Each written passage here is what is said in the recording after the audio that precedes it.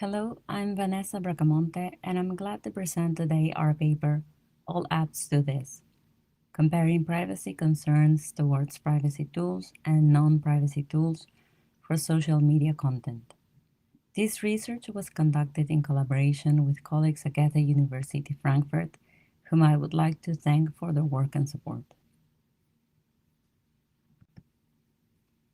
First, I would like to introduce the background of our research. Currently, users reveal a considerable amount of private information about themselves or others on social media.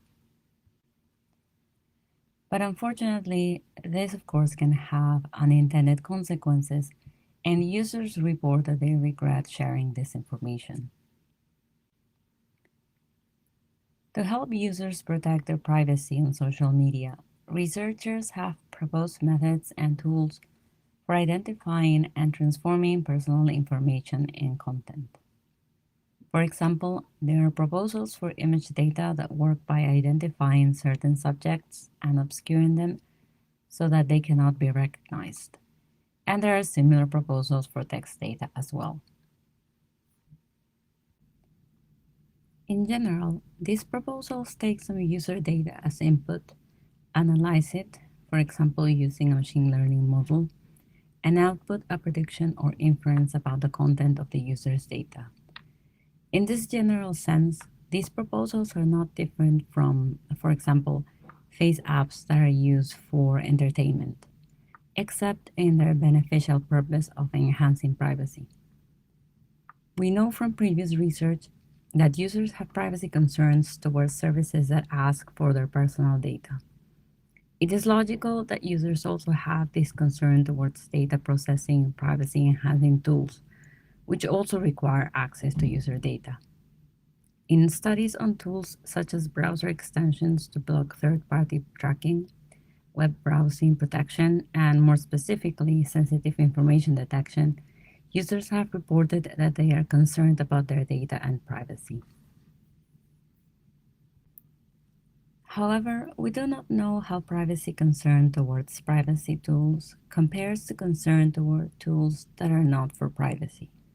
That is, how does the priming of a privacy purpose affect these tools? Therefore, we investigated the following questions.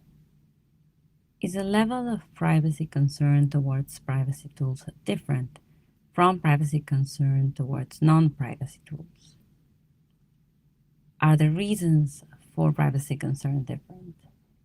And since we were also interested in how these concerns might be reduced, we also investigated the question of whether there are differences in perception of assurances.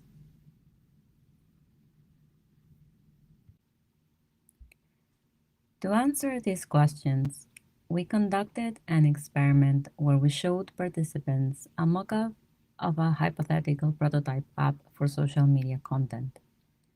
We manipulated the purpose of the tool, privacy versus a non-privacy tool, as well as the type of data, text versus image.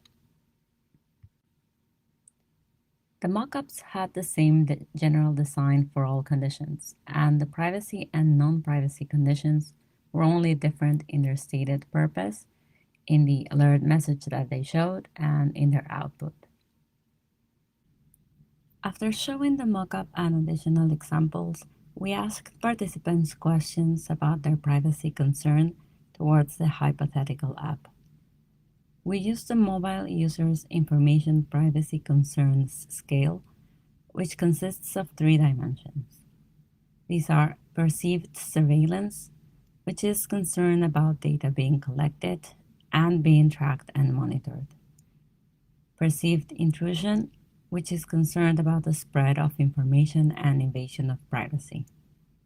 And finally, secondary use of information, which is concerned about personal information being shared and misused.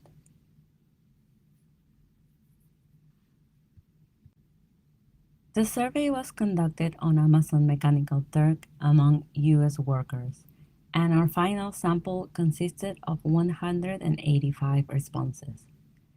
In general, participants had a neutral to somewhat positive perception of the hypothetical app and were somewhat satisfied with the transformation they saw in the mockup. And there were no differences between groups for these characteristics. Please refer to the paper for details on the experiment design and survey, as well as how we analyzed the data we obtained.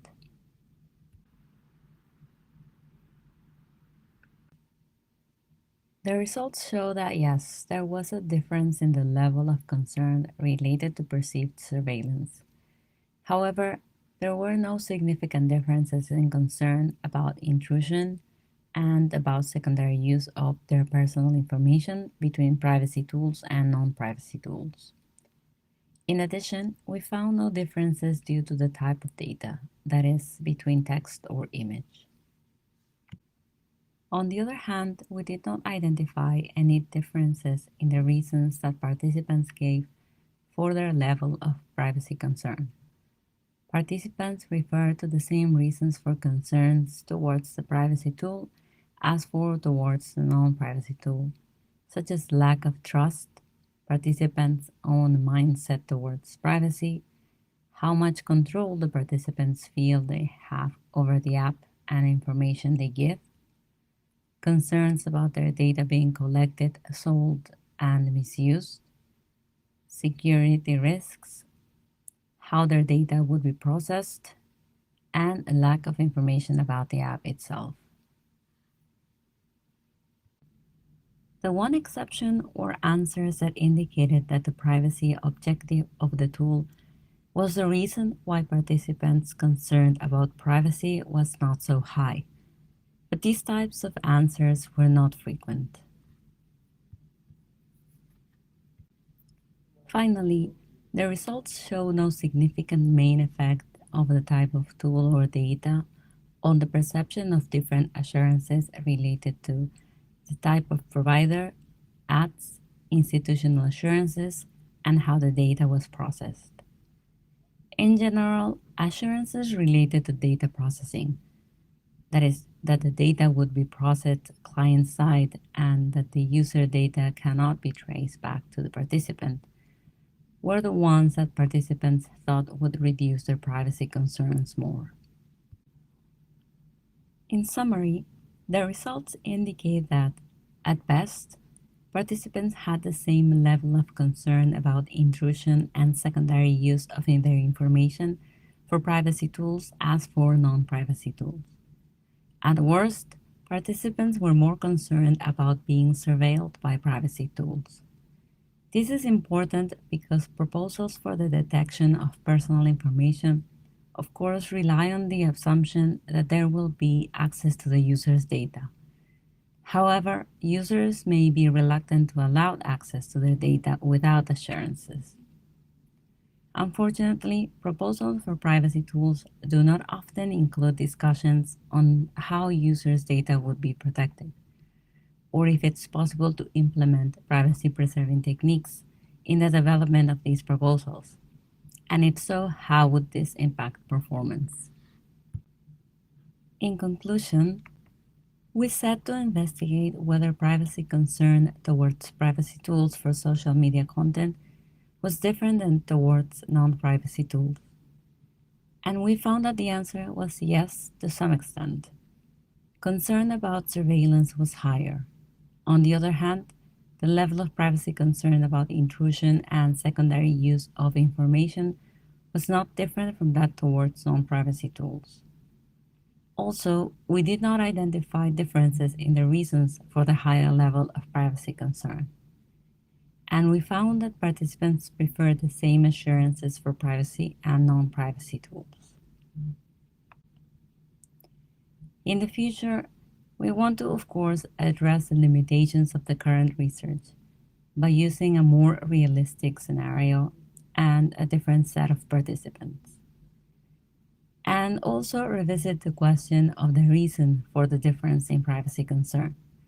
That is, what is the mechanism through which privacy concern increases, and if there are antecedent variables affected. Thank you for listening.